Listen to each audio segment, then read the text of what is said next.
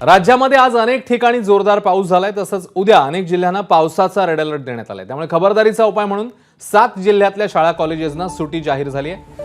आज पुण्याला पावसाने अक्षरशः झोडपून काढलं।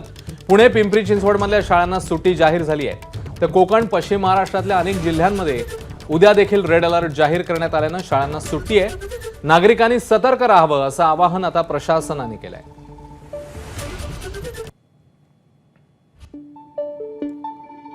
तर उद्या कुठे कुठे शाळांना सुट्टी आहे आपण बघतोय। पुणे, पिंपरी चिंचवड, ठाणे जिल्हा, रायगड जिल्हा,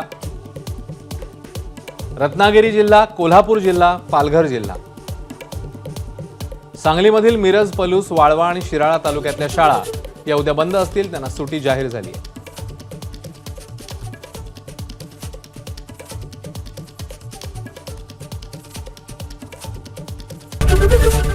एबीपी माझा, उघडा डोळे बघा नीट।